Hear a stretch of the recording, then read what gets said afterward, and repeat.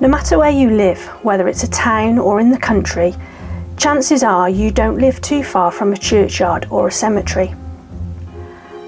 Have you ever just wandered around and read some of the headstones and wondered what kind of life these people had, or wondered how they died? If you look closely, you may find one that has a curious epitaph written upon it, or a couple of words that may seem curious and hint to something intriguing. In this series, I'll be bringing you stories behind these headstones to reveal an interesting life or a tragic and sorrowful end. These are not celebrities as we know today.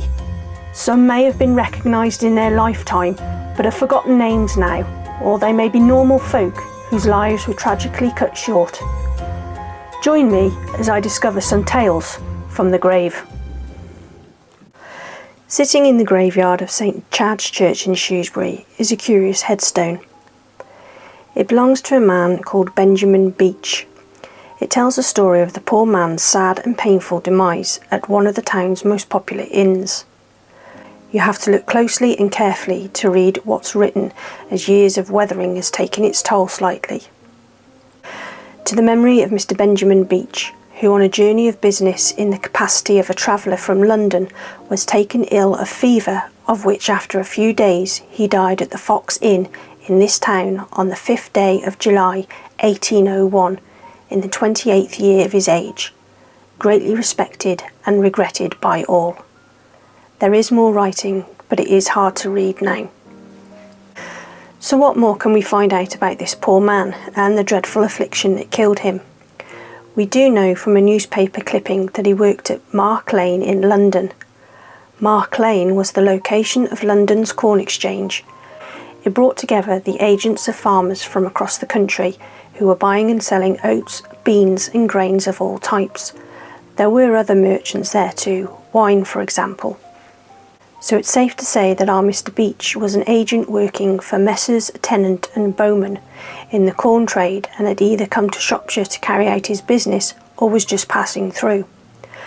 But there's another reason why Shropshire is significant.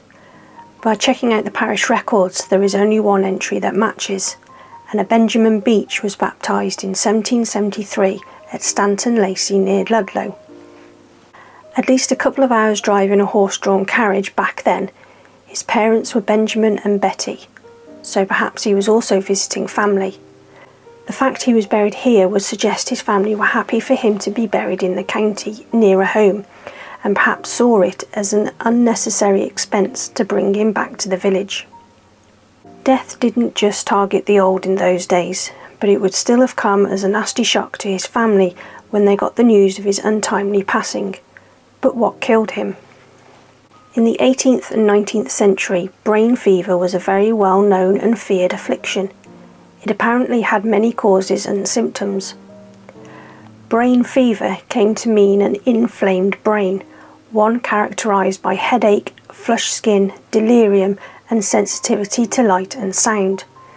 Many of the symptoms and the post-mortem evidence were consistent with some forms of meningitis or encephalitis. However, it's unclear if all brain fevers had their roots in contagion. Rather, both physicians and laymen believe that emotional shock or excessive intellectual activity could produce a severe and prolonged fever. At the time Mr Beach visited the Fox Inn, it was one of the most popular inns in town and had been for some years. The Fox on Princess Street was first mentioned in a record dating back to 1626, which refers to it as the Sign of the Fox. One of its most popular landlords was Mr Richard Pinches, who ran it between 1757 and 1774.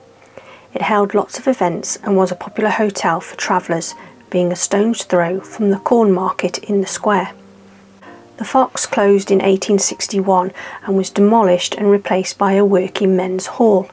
It is now an antique shop and there is a plaque referring to the hall.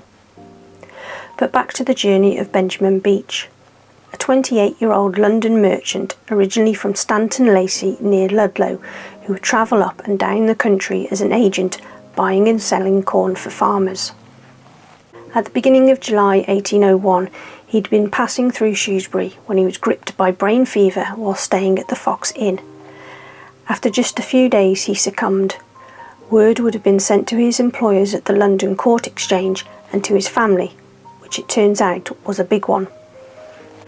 We know his parents were named Benjamin and Betty, but from looking at the parish records of Stanton Lacey, it appears he also had siblings.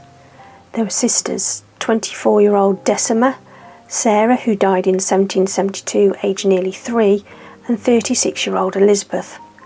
Brothers, 34-year-old John, 29-year-old Thomas, and 27-year-old Joseph. There is no record of Benjamin getting married, so we can only assume he died a single man. Notices were put in the paper announcing his sad passing and expressing the regret of those who knew him.